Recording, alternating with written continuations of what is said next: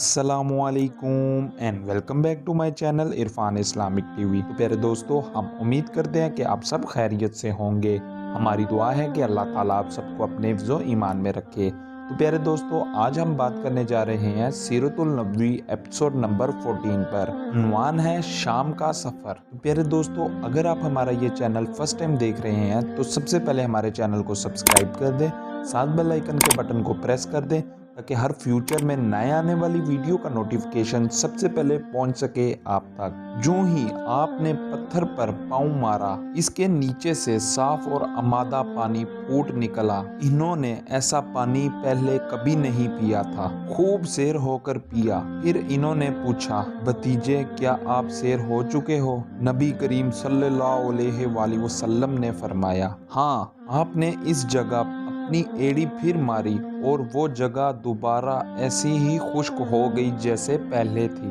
आप सल्लल्लाहु अलैहि वसल्लम चंद साल अपने दूसरे चचा जुबैर इब्ने अबू तालिब के साथ भी रहे। इस ज़माने में एक मर्तबा आप सल्लल्लाहु अलैहि वसल्लम अपने चचा के साथ एक काफिले में यमन तशरीफ ले गए। रास्ते में एक वादी से गुजर हुआ। इस वादी में एक सरकश ऊंट रहता था। गुजरने वालों का रास्ता रोक लेता था, मगर जो ही इसने नबी करीम सल्लल्लाहु अलैहि वसल्लम को देखा तो फौरी बैठ गया और ज़मीन से अपनी छाती रगड़ने लगा। आप अपने ऊंट से उतरकर इस पर सवार हो गए। अब वो ऊंट आपको लेकर चला और वादी के पार तक ले गया। इसके बाद आपने इस ऊंट को छोड़ दिया। ये काफिला जब सफर से वापस लौटा तो एक ऐसी वादी से गुजर हुआ जो तूफानी पानी से भरी हुई थी। पानी मौजे मार रहा था। ये देखकर आपने काफिले वालों से फरमाया,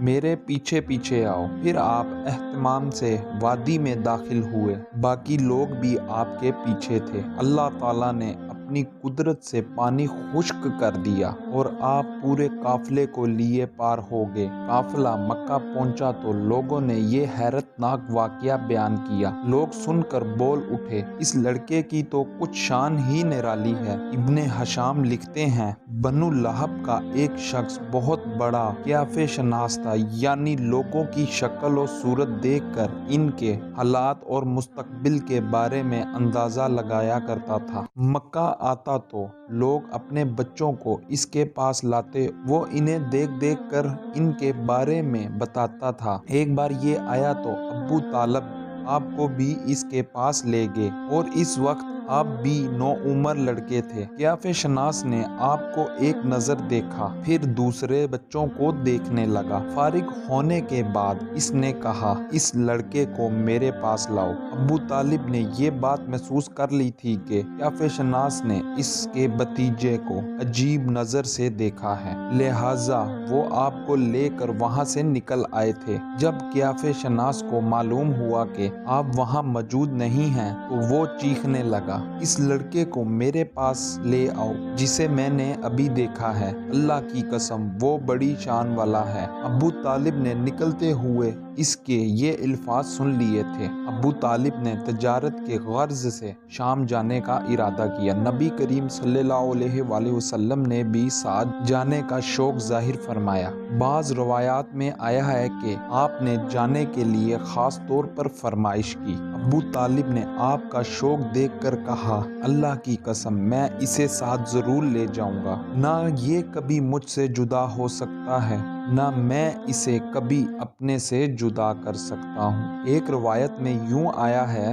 आपने अबू तालिब की ऊँटनी की लगाम पकड़ी और फरमाया, चचा जान आप मुझे किसके पास छोड़कर जा रहे हो? मेरी ना माँ है ना बाप है। इस वक्त आपकी उम्र मुबारक 9 साल थी। आखिर अबू तालिब आपको साथ लेकर रवाना हुए। आपको अपनी ऊँटनी पर बिठाया। रास्ते में ईसाइयों की एक इबादत गाह के पास ठहरे। खानकाई के राहिब ने नबी करीम सल्लल्लाहु अलैहि वसल्लम को देखा तो इसने अबू तालिब से पूछा, ये लड़का तुम्हारा कौन है? इन्होंने जवाब दिया, ये मेरा बेटा है। ये सुनकर राहिब ने कहा, ये तुम्हारा बेटा नहीं हो सकता। ये सुनकर अबू तालिब बहुत हैरान हुए, बोले, क्या मतलब? ये क्यों मेरा बेटा नहीं हो सकता? इसने कहा, ये मुमकिन ही नहीं, इस लड़के का बाप जिंदा हो। ये नबी है। मतलब یہ کہ ان میں جو نشانیاں ہیں وہ دنیا کے آخری نبی کی ہیں، اور ان کی ایک علامت یہ بھی ہے کہ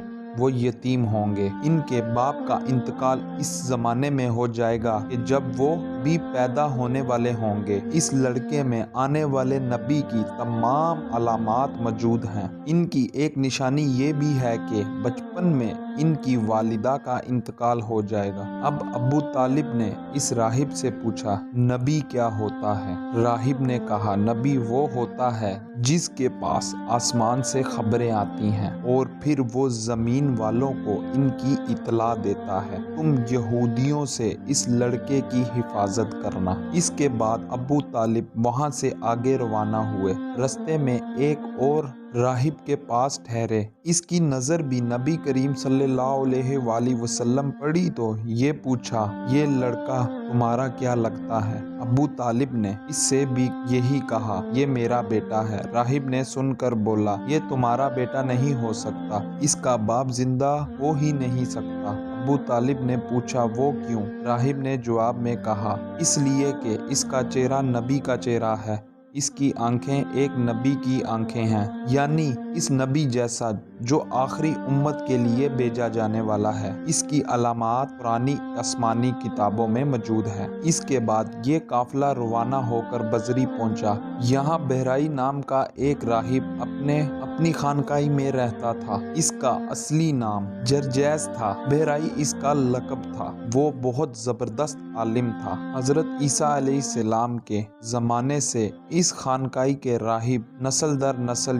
یہ عالم فاضل خاندان ہی چلا رہا تھا۔ اس طرح اس زمانے میں ان کا سب سے بڑا عالم بہرائی ہی تھا۔ قریش کے لوگ اکثر اس کے پاس سے گزرا کرتے تھے، مگر اس نے کبھی ان سے کوئی بات نہیں کی تھی۔ مگر اس بار اس نے قافلے میں آپ کو دیکھ لیا اور پورے قافلے کے لیے کھانا تیار کرایا۔ اس نے یہ منظر بھی دیکھا کہ نبی کریم صلی اللہ علیہ وآلہ وسلم پر ایک بادل سایہ کیا ہوا تھا۔ جب یہ قافلہ ایک درخت کے نیچے آ کھڑا تو اس نے بادل کی طرف دیکھا، وہ اب اس درخت پر سایہ ڈال رہا تھا اور اس درخت کی شاخیں اس طرف جھک گئی تھی جس طرف نبی کریم صلی اللہ علیہ وآلہ وسلم موجود تھے۔ اس نے دیکھا بہت سی شاخوں نے آپ کے اوپر جمگاٹا سا کر لیا تھا۔ اصل میں ہوا یہ تھا کہ جب نبی کریم صلی اللہ علیہ وآلہ وسلم اس درخت کے پاس پہنچے تو قافلے کے لوگ پہلے ہی سایہ دار جگہ پر